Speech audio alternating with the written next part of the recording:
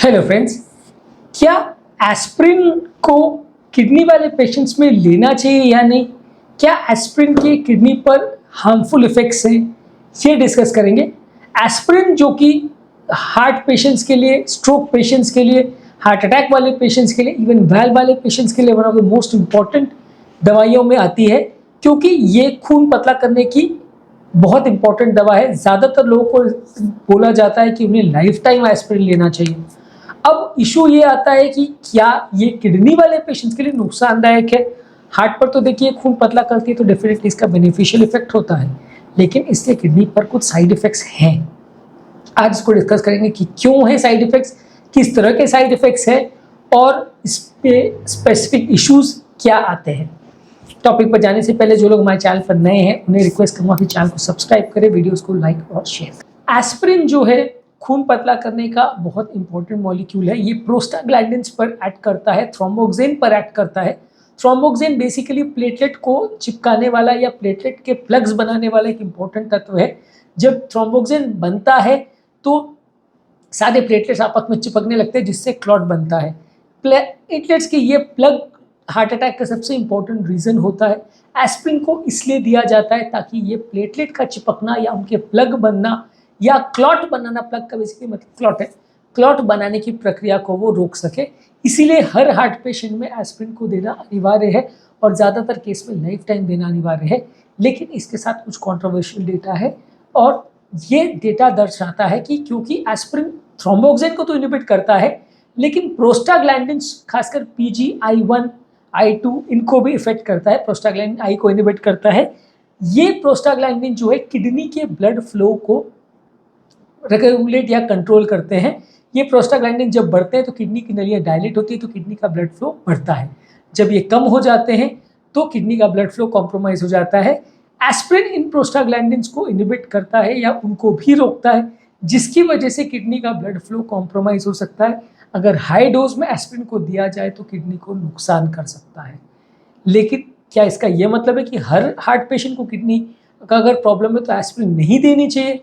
Problem सबसे बड़ा ये है कि जिस तरीके से एस्प्रिन काम करता है वो बहुत ज़्यादा इंपॉर्टेंट है हर कार्डियोवैस्कुलर पेशेंट्स के लिए।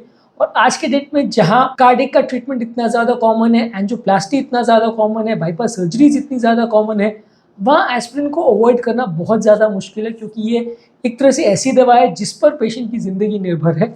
इसीलिए काफ़ी केसेस में इन सारी चीज़ों को साइडलाइन करने के बावजूद भी आपको एस्प्रिन को देना पड़ता है। उसका कारण ये है कि एस्प्रिन के बिना काम नहीं चलता है। एस्प्रिन एकमात्र ऐसी दवा है जो एक अलग तरीके से खून को पतला करती है। इसके अलावा P2Y12 इनहिबिटर्स यानी क्लोपिडोग्रेल, प्रासिग्रेल, टिकाग्लोर, ये ग्रुप की मेडिसिन आती है जो P2Y12 इनहिबिटर को रोकती है। वो भी प्लेटलेट के एक्शन को कम करती है, लेकिन एस्प्रिन का कम करने का तरीका कुछ अलग तरीके का है। इसीलिए ज़्यादातर केस में एस्प्रिन और क्लोपिडोग्रेल को या एस्प्रिन या टिकाग्लोर या प्रासिग्रेल को साथ में कॉम्बिनेशन में ही दिया जाता है। यानी इस कॉम्बिनेशन में ये तीनों में से कोई एक दवा और एस्प्रिन 75 मिलीग्राम ये साथ में होना कंपलसरी है, क्योंकि ये दोनों में से एक को भी अगर हम छोड़ते हैं तो खून पतला करने का जो असर है वो कम हो जाएगा, क्लॉट बनने का रिस्क कम हो जाएगा, हार्ट अटैक का रिस्क कम हो जाएगा, क्लॉटिंग का रिस्क बढ़ जाएगा। इसीलिए किडनी को भले एस्प्रिन थोड़ा कॉम्प्रोमाइज़ कर सकता है, फिर भी एस्प्रिन को दिया जाता है। काफ़ी केसेस में ऐसा देखा गया है कि बहुत हाई डोज पर अगर एस्प्रिन को दिया जाए तो वो किडनी को डैमेज कर सकता है, खासकर अगर किसी पेशेंट का किडनी ऑलरेडी कॉम्प्रोमाइज है तो। और खासकर अगर पेशेंट को डिहाइड्रेशन का या लो ब्लड प्रेशर का प्रॉब्लम है तो वैसे केस में एस्प्रिन किडनी पर नुकसानदायक इफेक्ट कर सकता है। तो इसीलिए ये सोचना कि एस्प्रिन कंप्लीटली सेफ है किडनी पेशेंट्स में, ऐसा नहीं है। ऑलरेडी अगर किसी पेशेंट्स का किडनी का प्रॉब्लम है तो आपको कंपेरेटिव एनालिसिस करना पड़ेगा कि हार्ट का प्रॉब्लम ज़्यादा बड़ा है कि किडनी का प्रॉब्लम ज़्यादा बड़ा है। यदि हार्ट का प्रॉब्लम ज़्यादा अर्जेंट है और अगर उसका एस्प्रिन नहीं दिया गया तो पेशेंट का जान का खतरा हो जाएगा, तो वैसे केस में एस्प्रिन को देना पड़ता है। यदि ऐसा लगता है कि नहीं, किडनी का प्रॉब्लम ज़्यादा है और एस्प्रिन दिए बगैर काम चल सकता है, तो फिर क्लोपिडोग्रेल, प्रासिग्रेल, टिकाग्लोर ये सबसे काम चलाया जाता है और एस्प्रिन को नहीं दिया जाता है। हालांकि एस्प्रिन का जो ये साइड इफेक्ट है बहुत ज़्यादा क्लियर कट नहीं है और हर पेशेंट में ऐसा होता है, ऐसा नहीं है। इसीलिए थोड़ा बड़ा अगर किसी को किडनी का प्रॉब्लम है या अगर किसी का किडनी वैल्यूज़ बहुत ज़्यादा ख़राब नहीं है तो उसको उतना टेंशन लेने की ज़रूरत नहीं है, अनलेस पेशेंट को बहुत हाई डोज में एस्प्रिन दिया जाए। ज़्यादातर स्टडीज़ ये शो करती है कि एस्पिरिन का जो इफेक्ट है वो डोज डिपेंडेंट नहीं है, इसलिए अगर आप सिर्फ 75 मिलीग्राम एस्पिरिन भी अगर देते हो पेशेंट को तो वो भी सफिशिएंट है। उसमें किडनी का डैमेज होने का चांस कंपेरेटिवली काफ़ी कम होता है, क्योंकि किडनी को डैमेज करने का जो एक्शन है वो ज़्यादा डोज पर ज़्यादा होता है। खून पतला करने का जो एक्शन है वो डोज डिपेंडेंट नहीं है, मैंने 75 देंगे तो भी उतना ही होगा, 150 देंगे तो भी उतना ही होगा, 300 देंगे तो भी उतना ही होगा। हाँ, स्पीड बढ़ जाएगा लेकिन असर उतना ही होगा। तो इसीलिए एस्पिरिन को हमेशा 75 मिलीग्राम्स में ही ज़्यादातर प्रेफर किया जाता है। अगर ज़्यादा डोज पे दिया भी जाता है तो बहुत थोड़े ड्यूरेशन के लिए या थोड़े दिनों के लिए ही दिया जाता है। ज़्यादा अगर किसी का किडनी ऑलरेडी कॉम्प्रोमाइज है, किडनी में ऑलरेडी इलेक्ट्रोलाइट्स का प्रॉब्लम है, या किसी को अक्यूट किडनी फेलियर है, तो वहाँ पे एस्पिरिन को थोड़ा सोच समझ के देना चाहिए।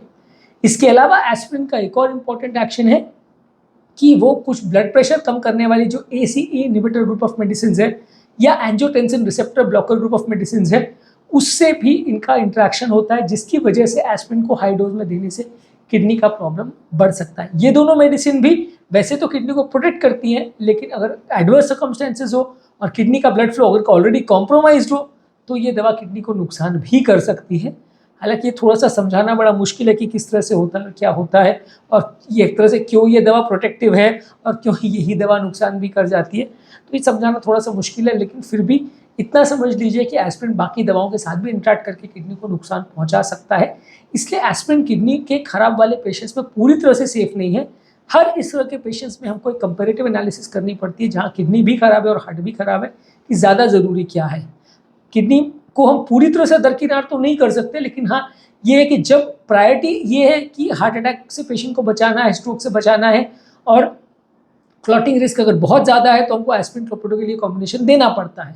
अगर ऐसा प्रायोरिटी है कि देखिए पेशेंट को ऑलरेडी 1 आध साल हो चुका है, एंजियोप्लास्टी करे, काम चल सकता है, एस्पिरिन को देने की उतनी ज़्यादा ज़रूरत नहीं है, तो वहाँ हम एस्पिरिन को बंद करके सिंगल क्लोपिडोग्रेल या टिकाग्राम और प्रासुगल पे पेशेंट को कंटिन्यू कर देते हैं और एस्पिरिन को बंद कर देते हैं, खासकर उन लोगों में जिनका किडनी ऑलरेडी बहुत ज़्यादा खराब है उनमें। पर ज़्यादातर एक कंसिडरेशन एटलीस्ट देना चाहिए कि किडनी वाले पेशेंट्स में एस्पिरिन देना है या नहीं, एटलीस्ट एक बार रीथिंक करना चाहिए, खासकर उन पेशेंट्स में जिसमें किडनी का प्रॉब्लम बिगड़ रहा है या पहले से बिगड़ा है। अगर पहले से पेशेंट का क्रिएटिनिन लेवल्स अगर अच्छा था और अगर बिगड़ रहा है और पेशेंट एस्पिरिन पे है, तो एस्पिरिन क्योंकि एक एनएसएड ग्रुप ऑफ मेडिसिन है, तो थोड़ा सा आपको सोच विचार करना चाहिए एज अ पेशेंट भी और एज अ डॉक्टर भी कि ये दवा कंटिन्यू करनी है कि नहीं, और फिर डिसीजन लेना चाहिए कि दवा कंटिन्यू करनी है कि नहीं। लेकिन हाँ, प्रैक्टिकली मान के चलना चाहिए कि इफेक्ट बहुत ज़्यादा स्ट्रॉन्ग नहीं है, इसलिए 99% पेशेंट में कोई दिक्कत नहीं आती है। इनफैक्ट आप मान के चलिए कि इस कंडीशन की वजह से एस्पिरिन को बंद करना पड़ा, ऐसा शायद ही कभी होता है। ज़्यादातर केस में आपको दे सकते हो, और बहुत कम ही केस में ऐसा होता है कि पेशेंट का किडनी का फंक्शन जो है एस्पिरिन की वजह से बिगड़ता है। इसलिए जो खासकर 75 मिलीग्राम का डोज है उसमें तो बहुत ही कम केस में होता है, इसलिए पोटेंशियली आप इसको मान सकते हो कि ये ज़्यादातर पेशेंट्स में सेफ है। अगर ऑलरेडी कॉम्प्रोमाइज किडनी है और किडनी का फंक्शन बिगड़ रहा है, या पेशेंट को डिहाइड्रेशन का रिस्क है, लो ब्लड प्रेशर का रिस्क है, तो वहाँ रीथिंक करने की ज़रूरत है, किडनी वाले डॉक्टर से साथ भी डिस्कस करने की ज़रूरत है, और फिर फाइनल डिसीजन लेने की ज़रूरत है कि देना है कि नहीं देना है। और वैसे केस में हम ऐसा कर सकते हैं कि दे तो थोड़े टाइम के लिए दे और फिर बाद में स्विच ओवर कर ले, 2-4 महीना 6 महीना दे के बंद कर दे, और इस दौरान किडनी को रिपीटेडली मॉनिटर करते रहें कि कुछ बिगड़ तो नहीं रहा। उम्मीद करूँगा कि आज के टॉपिक में कुछ नई बातें जानने को मिली होगी। इस टॉपिक पर यानी एस्पिरिन के किडनी वाले इश्यूज पर हम एक और डिटेल वीडियो करेंगे, जिसमें और सारे पॉइंट्स को हम डिस्कस करेंगे। वो टॉपिक भी आप देखिएगा तो आपके कुछ और कॉन्सेप्ट्स क्लियर होंगे। उम्मीद करूँगा कि टॉपिक पर कुछ नई बातें जानने को मिली होगी। जो लोग हमारे चैनल पर नए हैं उन्हें रिक्वेस्ट करूँगा कि चैनल को सब्सक्राइब करें, वीडियो को लाइक और शेयर करें।